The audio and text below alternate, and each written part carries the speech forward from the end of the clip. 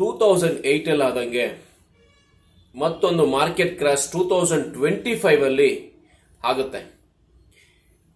2008 ಅಲ್ಲಿ ಆಗಿದ್ದೇನಿದೆಯೋ ಅದಕ್ಕಿಂತ ಹೆಚ್ಚಿಗೆ 90% ಅಷ್ಟು ಮಾರ್ಕೆಟ್ ಕ್ರಾಶ್ ಆಗಿ 2008 ಅಲ್ಲಿ ಆದಂತ ನೆಗೆಟಿವ್ ಇಂಪ್ಯಾಕ್ಟ್ಸ್ ಗಿಂತ ಅತಿ ದೊಡ್ಡ ಮಟ್ಟದಲ್ಲಿ ನೆಗೆಟಿವ್ ಇಂಪ್ಯಾಕ್ಟ್ಸ್ ಕ್ರಿಯೇಟ್ ಮಾಡುತ್ತೆ 2025 ಅಲ್ಲಿ ಅಂತ ಒಂದು ಫಾಕ್ಸ್ ನ್ಯೂಸ್ ರಿಪೋರ್ಟ್ ಹೇಳ್ತಾರೆ. ನಮಸ್ತೆ, ನನ್ನ ಹೆಸರು ಗುರು.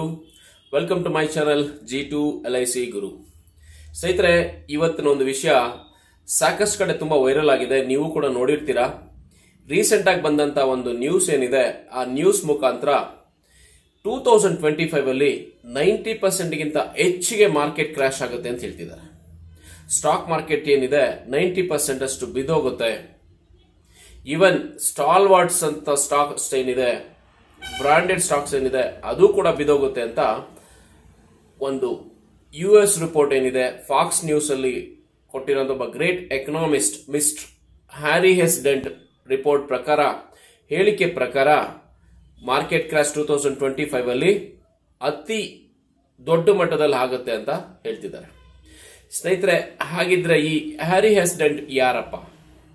ಹ್ಯಾರಿ ಎಸ್ ಡೆಂಟ್ ಅನ್ನೋರು 12 ಮೇ 1953 ಅಲ್ಲಿ ಹುಟ್ಟಿರ್ತಾರೆ. ಒಬ್ಬ ಗ್ರೇಟ್ ಎಕನಾಮಿಸ್ಟ್, ಆಥರ್ ಕೂಡ. ಇವ್ರದೇ ಆದಂತ ಒಂದು ಡೆಂಟ್ ಇನ್ವೆಸ್ಟ್ಮೆಂಟ್ ಮ್ಯಾನೇಜ್ಮೆಂಟ್ ಕಂಪ್ನಿ ಇರುತ್ತೆ.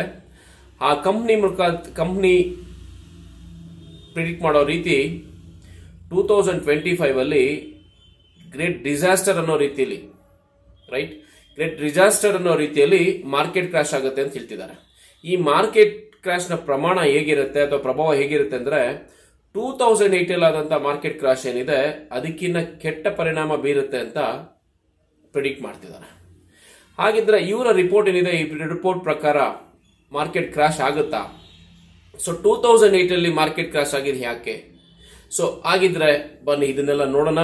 ಸೊ ಈ ರಿಪೋರ್ಟ್ ಪ್ರಕಾರ ಇವರು ಮಿಸ್ಟರ್ ಹ್ಯಾರಿ ಎಸ್ ಡೆಂಟ್ ಕೊಟ್ಟಿರೋ ನ್ಯೂಸ್ ಪ್ರಕಾರ, ರಿಪೋರ್ಟ್ ಪ್ರಕಾರ, ಫಾಕ್ಸ್ ನ್ಯೂಸ್ ಅಂತ US ನ್ಯೂಸ್ ಏನಿದೆ ಆ ನ್ಯೂಸ್ ಅಲ್ಲಿ ಸ್ಟೇಟ್ಮೆಂಟ್ ಕೊಡ್ತಾರೆ, ಹೇಳಿಕೆ ಕೊಡ್ತಾರೆ. ಸೊ ಇವ್ರು ಕೊಡ್ತಾರಂತ ಹೇಳಿಕೆ ಏನಿದ್ದು US ಮಾರ್ಕೆಟ್ಗೆ ಸಂಬಂಧಪಟ್ಟಿದ್ದು. ಸೊ ಇಂಡಿಯನ್ ಮಾರ್ಕೆಟ್ ಮೇಲೆ ಅಷ್ಟೊಂದು ಒತ್ತಡ ಬೀರುತ್ತಾ? ಸೊ US ಮಾರ್ಕೆಟ್ ಅಲ್ಲಿ ಕ್ರಾಶ್ ಆದ್ರೆ, US ಮಾರ್ಕೆಟ್ ಕ್ರಾಶ್ ಆದ್ರೆ ನಮ್ಮ ಇಂಡಿಯನ್ ಮಾರ್ಕೆಟ್ಗೇನು ಆಗೋದಿಲ್ವಲ್ಲ? ಎಸ್, ಖಂಡಿತವಾಗ್ಲೂ ಎಲ್ಲಾ ಮಾರ್ಕೆಟ್ಸ್ ಕೂಡ ಒಂದರಿಂದ ಒಂದು ಇಂಟರ್ಲಿಂಕ್ ಆಗಿರೋದ್ರಿಂದ US ಮಾರ್ಕೆಟ್ ಕ್ರಾಶ್ ಆದ್ರೆ ಖಂಡಿತವಾಗ್ಲೂ ಪ್ರಪಂಚದಾದ್ಯಂತ ಇಲ್ಲಿರುವಂತ ಎಲ್ಲಾ ಸ್ಟಾಕ್ ಮಾರ್ಕೆಟ್ಸ್ ಕೂಡ ವೇರಿಯೇಷನ್ಸ್ ಆಗುತ್ತೆ. ಇಂಡಿಯಾದ ಮೇಲೂ ಕೂಡ ಇಂಡಿಯಾದ ಸ್ಟಾಕ್ ಮಾರ್ಕೆಟ್ ಏನಿದೆ ಅದ್ರ ಮೇಲೂ ಕೂಡ ಇಂಪ್ಯಾಕ್ಟ್ ಆಗುತ್ತೆ ಅಂತ ಪರಿಗಣಿಸಲೇಬೇಕು. ಬಟ್ ಎಷ್ಟು ಪ್ರಮಾಣ ಆಗುತ್ತೆ, ಹೇಗಾಗತ್ತೆ ಅನ್ನೋದನ್ನ ಕಾದ್ ನೋಡ್ಬೇಕಾಗಿ ಬರುತ್ತೆ. ಸೊ 90% ಅಷ್ಟು ಮಾರ್ಕೆಟ್ ಕ್ರಾಶ್ S&P ಮತ್ತೆ ನಾಸ್ಡಾಕ್ ಅಲ್ಲಿ ಕೂಡ ಆಗುತ್ತೆ ಅಂತ ಬಹಳ ಸ್ಟ್ರಿಕ್ಟ್ ಆಗಿ, ಸೀರಿಯಸ್ ಆಗಿ ಪ್ರಿಡಿಕ್ಟ್ ಮಾಡ್ತಾ ಇರೋದು. ಕಾರಣ ಏನಪ್ಪಾ ಅಂತಂದ್ರೆ, ಸಾಮಾನ್ಯವಾಗಿ ಬಬಲ್ಸ್ ಏನಿದೆ 4 ರಿಂದ 5 ವರ್ಷ. ಸೊ ಈ ಸ್ಟಾಕ್ ಮಾರ್ಕೆಟ್ ಗ್ರೋತ್ ಏನಿರುತ್ತೆ 4 to 5 ಇಯರ್ಸ್ ಅಥವಾ 6 ಇಯರ್ಸ್ ಕಂಟಿನ್ಯೂಸ್ ಆಗಿ ಗ್ರೋತ್ ಆಗುತ್ತೆ. ಅದಾದ್ಮೇಲೆ ಒಂದು ಕರೆಕ್ಷನ್ ಆಗಬೇಕು. ಆದ್ರೆ ಪೋಸ್ಟ್ ಕೋವಿಡ್ ಬಂದಾಗಿನಿಂದ ಅಥವಾ 2008 ಕ್ರಾಶ್ ಆದಾಗಿನಿಂದ ಇಲ್ಲಿ ತನಕ ಕೂಡ ಅಂತ ಹೇಳ್ಕೊಳ್ಳೋಂತ ಬಬಲ್ ಏನಿದೆ ಅಥವಾ ಬ್ಲಾಕ್ ಕ್ರಾಶ್ ಏನಿದೆ, ಕ್ರಾಶ್ ಆಗದೆ ಇರೋದ್ರಿಂದ ಈ ಸಲ ಆಗ್ತಾ ಇರೋಂತ ಕ್ರಾಶ್, ಸೊ ಕ್ರಾಶ್ ಅಂದ್ರೆ ಮೇ ಬಿ ಇವ್ರು ಹೇಳೋ ರೀತಿ ಇರೋದ್ರೆ ಬಬಲ್ಸ್ ಅಂತ ಏನಿದೆ, ಸೊ ಈಗಿರುವಂತ ಬಬಲ್ ಏನಿದೆ ಸುಮಾರು 14 ವರ್ಷ ಖಚಿತವಾಗಿ ಕಂಟಿನ್ಯೂಸ್ ಆಗಿ ಇನ್ಕ್ರೀಸ್ ಆಗ್ತಾನೆ ಇದೆ. ಸೊ ಪ್ರೀವಿಯಸ್ ಬಬಲ್ಸ್ ಗೆ ಕಂಪೇರ್ ಮಾಡ್ಕೊಂಡ್ರೆ 4 to 5 ಇಯರ್ಸ್ ಅಲ್ಲಿ ಬ್ಲಾಸ್ಟ್ ಆಗಬೇಕಾಗಿತ್ತು, ಬ್ಲಾಸ್ಟ್ ಆಗಿದೆ, ನಂತರ ಕರೆಕ್ಷನ್ ಆಗಿ ಹೋಗ್ತಿತ್ತು. ಬಟ್ ಇಲ್ಲಿ 14 ವರ್ಷ ಆದ್ರೂ ಅಂತ ದೊಡ್ಡ ಕ್ರಾಶ್ ಅಥವಾ ಬ್ಲಾಸ್ಟ್ ಆಗದೆ ಇರೋದ್ರಿಂದ ಈ ಸಲ ಆಗುವಂತ ಬ್ಲಾಸ್ಟ್ ಏನಿದೆ ಇದು ಐಫರ್ಡೋಸ್, ಸೊ ಆರ್ಟಿಫಿಷಿಯಲ್ ಬಲೂನ್ ಅಂತ ಏನ್ ಕ್ರಿಯೇಟ್ ಆಗ್ತಿದೆ, ಈ ಆರ್ಟಿಫಿಷಿಯಲ್ ಬಲೂನು ಪೋಸ್ಟ್ ಕೋವಿಡ್ ಆಗಿದ್ರಿಂದ ಕೋವಿಡ್ ನಂತರ ಎಲ್ಲಾ ಫೈನಾನ್ಷಿಯಲ್ ಇನ್ಸ್ಟಿಟ್ಯೂಷನ್ಸ್ ಕೂಡ ಅತಿ ಹೆಚ್ಚಿನ ಅಮೌಂಟ್ ನ ಮಾರ್ಕೆಟ್ ಇನ್ವೆಸ್ಟ್ ಮಾಡ್ತಿದ್ದಾವೆ. ಕಾರಣ ಅಲ್ಲಿನ ಗವರ್ಮೆಂಟ್ಸ್ ಕೂಡ ಇಂಟ್ರೆಸ್ಟ್ ರೇಟ್ಸ್ ಏನಿದೆ ಆ ಇಂಟ್ರೆಸ್ಟ್ ರೇಟ್ಸ್ ನ ಲೋ ರೇಟ್ ಅಲ್ಲೇ ಇಟ್ಟು, ಸೊ ಇನ್ವೆಸ್ಟ್ಮೆಂಟ್ಸ್ ಗೆ ಹೆಚ್ಚಿಗೆ ಅವಕಾಶ ಕೊಡೋದ್ರ ಜೊತೆಲಿ ಹಾಗೆ ಲಿಕ್ವಿಡಿಟಿಯಿಂದ ಮಾರ್ಕೆಟ್ ಅಲ್ಲಿ ಹೆಚ್ಚಿಗೆ ಸೃಷ್ಟಿ ಮಾಡಿ ಇನ್ಫ್ಲೇಷನ್ ಜಾಸ್ತಿ ಆಗೋ ರೀತಿ ಮಾಡೋದ್ರಿಂದ ಸೊ ಇನ್ವೆಸ್ಟ್ಮೆಂಟ್ಸ್ ಹೆಚ್ಚಿಗೆ ಆಗ್ತಿತ್ತು. ಆ ಮಾರ್ಕೆಟ್ ಇನ್ಫ್ಲೇಷನ್ ನ ಕಂಟ್ರೋಲ್ ಮಾಡಲಿಕ್ಕೆ ಸಾಧ್ಯವಾಗದೇ ಇರೋದ್ರಿಂದ ಹೆಚ್ಚಿನ ಅಮೌಂಟ್ ಸ್ಟಾಕ್ ಮಾರ್ಕೆಟ್ ಅಲ್ಲಿ ಫ್ಲೋ ಆಗ್ತಿದೆ ಅಂತ ಹೇಳ್ತಿದ್ದಾರೆ. ಅದೇ ರೀತಿ ಹೇಳೋದಾದ್ರೆ 14 ವರ್ಷದಿಂದ ಬಂದಿರುವಂತಹ ಈ ಬಲೂನ್ ಏನಿದೆ ಬ್ಲಾಸ್ಟ್ ಆದ್ರೆ ಖಂಡಿತವಾಗ್ಲೂ ಅತಿ ಹೆಚ್ಚಿನ ಪ್ರಭಾವ ಆಗುತ್ತೆ ಅನ್ನೋದನ್ನ ಊಹೆ ಮಾಡಿ ಹೇಳ್ತಿದ್ದಾರೆ. ಸೊ ಯೂಶುವಲ್ ಆಗಿ market corrections 4 to 5 years growth ಆಗುತ್ತೆ, ಅದ ನಂತರ ಒಂದು ಕರೆಕ್ಷನ್ ಆಗುತ್ತೆ. ಬಟ್ ಈಗಿರುವಂತಹ ಪರಿಸ್ಥಿತಿ 2008ರಿಂದ ಕಂಟಿನ್ಯೂಸ್ ಆಗಿ ಗ್ರೋತ್ ಆಗಿರೋದ್ರಿಂದ ಮೇಜರ್ ವೇಲಿ ಮಾರ್ಕೆಟ್ ಕ್ರಾಶ್ ಆಗುತ್ತೆ ಅಂತ 2025 ಅಲ್ಲಿ ಪ್ರಿಡಿಕ್ಟ್ ಮಾಡ್ತಿದ್ದಾರೆ. ಸೊ 2025 ಆಗುವಂತ ಮಾರ್ಕೆಟ್ ಕ್ರಾಶ್ ಏನಿದೆ 2008ಗಿಂತ ಕೆಟ್ಟ ಪರಿಣಾಮಗಳನ್ನ ಸೃಷ್ಟಿ ಮಾಡುತ್ತೆ ಅಂತ ಕೂಡ ಹೇಳ್ತಿದ್ದಾರೆ. ಹಾಗಿದ್ರೆ 2008 ಅಲ್ಲಿ ಮಾರ್ಕೆಟ್ ಕ್ರೈಸಿಸ್ ಆಗಿದೆ ಯಾಕೆ, ಗ್ಲೋಬಲ್ ರಿಸೆಷನ್ ಬಂದಿದೆ ಯಾಕೆ? ಎಸ್, ಸೊ 2008 ಅಲ್ಲಿ ಗ್ಲೋಬಲ್ ರಿಸೆಷನ್ಗೆ ಕಾರಣ ಪ್ರಪಂಚದ ಅತಿ ದೊಡ್ಡ ಬ್ಯಾಂಕ್ ಆದಂತ ಲೇಮನ್ ಬ್ರದರ್ಸ್ ಬ್ಯಾಂಕ್ ಏನಿತ್ತು ಆ ಬ್ಯಾಂಕ್ ಬ್ಯಾಂಕ್ರಪ್ಸಿ ಆಗುತ್ತೆ. ಬ್ಯಾಂಕ್ರಪ್ಸಿ ಆಗೋದಕ್ಕೆ ಕಾರಣ ಹೀಗೇನು, ಅವ್ರ ಕಡೆ ಇದ್ದಂತ ಕ್ಯಾಶ್ ಏನಿದೆ ಆ ಕ್ಯಾಶ್ ಪ್ರಮಾಣಕ್ಕಿಂತ ಹೆಚ್ಚಿನ ಲೋನ್ ಪ್ರಮಾಣ ಇತ್ತು. ಸೊ ಲೋನ್ ಕೊಟ್ಟಿದ್ದು ಹೆಚ್ಚಿಗೆ ಇದ್ದಿದ್ರಿಂದ, ಹೌಸಿಂಗ್ ಲೋನ್ ರೀಪೇಡ್ ಆಗದೆ ಇದ್ದಿದ್ರಿಂದ ಬ್ಯಾಂಕ್ಗೆ ಕ್ಯಾಶ್ ಫ್ಲೋಗೆ ಸಮಸ್ಯೆ ಆಗಿ ಕೊನೆಗೆ ಇರುವಂತ ವಿತ್ಡ್ರಾಯರ್ಸ್ ಯಾರಿದ್ದಾರೆ, ಡೆಪಾಸಿಟರ್ಸ್ ಯಾರಿದ್ದಾರೆ, ಇಟ್ಟಂತ ಡೆಪಾಸಿಟ್ನೆಲ್ಲ ವಿತ್ಡ್ರಾ ಮಾಡಬೇಕು ಅಂತ ಕಂಟಿನ್ಯೂಸ್ ಆಗಿ ಮುಗಿಬಿದ್ದಿದ್ರಿಂದ ಬ್ಯಾಂಕ್ರಪ್ಸಿ ಆಗಬೇಕಾಗಿ ಬಂತು. ಬ್ಯಾಂಕ್ ಕೂಡ ಮುಚ್ಕೊಬೇಕಾಗಂತ ಪರಿಸ್ಥಿತಿ ಬರುತ್ತೆ. ಬಟ್ ಇದು US ನ ಬ್ಯಾಂಕ್ ಆಗಿದ್ದು US ಅಲ್ಲಿರುವಂತಹ ಒಂದು ಬ್ಯಾಂಕ್ ಬ್ಯಾಂಕ್ರಪ್ಸಿ ಆದ್ರೆ ಅದರ ಪರಿಣಾಮ ಇಂಡಿಯಾದ ಮಾರ್ಕೆಟ್ ಮೇಲೆ ಕೂಡ ಬಿದ್ದಿತ್ತು.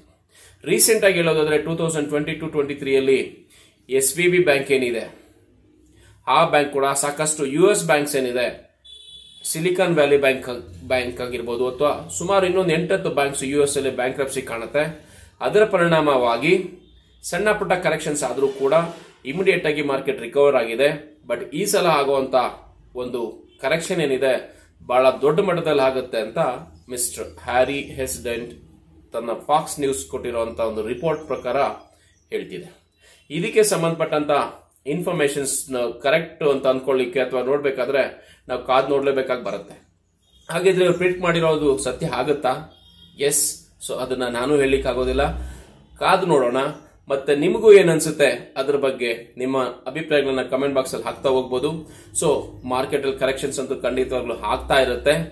ಬಟ್ ಇನ್ವೆಸ್ಟ್ಮೆಂಟ್ ಮಾಡಿರುವಂತ ಇನ್ವೆಸ್ಟರ್ಸ್ ಪ್ಯಾನಿಕ್ ಆಗದೆ, ಭಯ ಬೀಳದೆ ತಮ್ಮ ಇನ್ವೆಸ್ಟ್ಮೆಂಟ್ಸ್ ನ ಲಾಂಗ್ ಟರ್ಮ್ ಇನ್ವೆಸ್ಟ್ಮೆಂಟ್ಸ್ ರೂಪದಲ್ಲಿ ಲಾಂಗ್ ಟರ್ಮ್ ಗೋಸ್ಕರ ಇನ್ವೆಸ್ಟ್ಮೆಂಟ್ ಮಾಡ್ತಾ ಹೋದ್ರೆ ಈ ತರ ಕರೆಕ್ಷನ್ಸ್ ಅಥವಾ ರಿಸೆಷನ್ಸ್ ಬಂದರೂ ಕೂಡ ಅವ್ರಿಗೆ ಇಟ್ಟಂತ ಇನ್ವೆಸ್ಟ್ಮೆಂಟ್ಸ್ ಏನಿದೆ ಅದಕ್ಕೆ ನಷ್ಟ ಆಗೋದಿಲ್ಲ. ಬಟ್ ಏನಿದ್ರು ಲಾಂಗ್ ಟರ್ಮ್ ಇನ್ವೆಸ್ಟ್ಮೆಂಟ್ಗೆ ಫೋಕಸ್ ಆಗಿರ್ಬೇಕಾಗಿ ಬರುತ್ತೆ. ಅವರ ಗುರಿ ಕೂಡ ಲಾಂಗ್ ಟರ್ಮ್ ಇನ್ವೆಸ್ಟ್ಮೆಂಟ್ ಆಗಿರ್ಬೇಕಾಗಿ ಬರುತ್ತೆ. ಸೊ ಆಗಿದ್ರೆ ಈ 2025ರಲ್ಲಿ ಮಾರ್ಕೆಟ್ ಕ್ರಾಶ್ ಆದ್ರೆ ಖಂಡಿತವಾಗ್ಲೂ ಇದು ಒಂದ್ ರೀತಿ ವರನೇ ಅಂತ ಅನ್ಸುತ್ತೆ, ನಮ್ಗೆ ಆಪರ್ಚುನಿಟಿನೇ ಅಂತ ಅನ್ಸುತ್ತೆ. ಯಾಕೆ ಅಂತಂದ್ರೆ ಇನ್ನೂ ಹೆಚ್ಚಿಗೆ ಇನ್ವೆಸ್ಟ್ಮೆಂಟ್ಸ್ ಮಾಡಬಹುದು. ದೊಡ್ಡ ಸ್ಟಾಕ್ಸ್ ಏನಿದೆ ಯೂಶ್ ವ್ಯಾಲ್ಯೂ ಇರುವಂತಹ ಸ್ಟಾಕ್ಸ್ 40%, 50%, 60% ಡಿಸ್ಕೌಂಟ್ ಅಲ್ಲಿ ಸಿಗೋದ್ರಿಂದ ಅದನ್ನ ಬೈ ಮಾಡಬಹುದು. ಒನ್ ಟೈಮ್ ಆಫರ್ ಅಂತ ಬೈ ಮಾಡಿ ನೀವು ಲಾಂಗ್ ಟರ್ಮ್ ಇನ್ವೆಸ್ಟ್ಮೆಂಟ್ ಮಾಡಿಬಿಟ್ರೆ ನಿಮ್ಮ ಅಮೌಂಟ್ ಕೂಡ ಹೆಚ್ಚಿಗೆ ಗ್ರೋತ್ ಆಗುತ್ತಾ ಅಂತ ಕೂಡ ಹೇಳ್ಬೋದು. ಗ್ರೋತ್ ಆಗುತ್ತೆ ಅಂತ ಹೇಳಿ ಕಾಯ್ಬೋದು. ಸೊ ಹಾಗಾಗಿ 2025 ಆಗುವಂತ ಮಾರ್ಕೆಟ್ ಕ್ರಾಶ್ ನಿಜನಾ? ಖಂಡಿತವಾಗ್ಲೂ ಸ್ಟಾಕ್ ಮಾರ್ಕೆಟ್ ಕ್ರಾಶ್ ಆಗುತ್ತಾ ಅನ್ನೋದ್ರ ಬಗ್ಗೆ ನೋಡೋಣ. ಸೊ ಸ್ನೇಹಿತರೆ, ಈ ವಿಡಿಯೋದಲ್ಲಿ ಕೊಟ್ಟಂತ ಇನ್ಫಾರ್ಮೇಶನ್ ನಿಮಗೆ ಯೂಸ್ಫುಲ್ ಆಗಿದ್ರೆ ಲೈಕ್ ಮಾಡಿ, ಹಾಗೆ ಚಾನೆಲ್ ನ ಸಬ್ಸ್ಕ್ರೈಬ್ ಮಾಡೋದನ್ನ ಮರಿಬೇಡಿ. ಮತ್ತೆ ಮುಂದೆ ಬರುವಂತ ಎಲ್ಲಾ ವಿಡಿಯೋಸ್ ನ ನೋಟಿಫಿಕೇಶನ್ ನಿಮ್ಗೆ ಬೇಕು ಅಂತಂದ್ರೆ ಬೆಲ್ ಐಕನ್ ನ ಕ್ಲಿಕ್ ಮಾಡಿ ಅಂತ ಹೇಳ್ತಾ, ಸೊ ವಿಡಿಯೋ ಲೆಂತ್ ಆಗಿದ್ರು ಕೂಡ ಇಲ್ಲಿ ತನಕ ವಿಡಿಯೋನ ಪೂರ್ತಿ ನೋಡಿರುವಂತವ್ರಿಗೆ ಧನ್ಯವಾದಗಳು. ಮತ್ತೆ ಮುಂಬರುವಂತ ವಿಡಿಯೋಗಳನ್ನ ನೋಡದೆ ಮಿಸ್ ಮಾಡ್ಕೊಂಬೇಡಿ ಅಂತ ಹೇಳ್ತಾ, ಚಾನೆಲ್ ನ ಸಬ್ಸ್ಕ್ರೈಬ್ ಮಾಡೋದ್ರ ಜೊತೆಲಿ ನಿಮ್ಮ ಕಮೆಂಟ್ಸ್ ಏನಿದೆ, ಮಾರ್ಕೆಟ್ 2025 ಕ್ರಾಶ್ ಆಗುತ್ತಾ ಆಗಲ್ವಾ ಅನ್ನೋದನ್ನ ನಿಮ್ಮ ಅಭಿಪ್ರಾಯಗಳನ್ನ ಕಮೆಂಟ್ ಬಾಕ್ಸ್ ಅಲ್ಲಿ ಹಾಕಿ ಅಂತ ಹೇಳ್ತಾ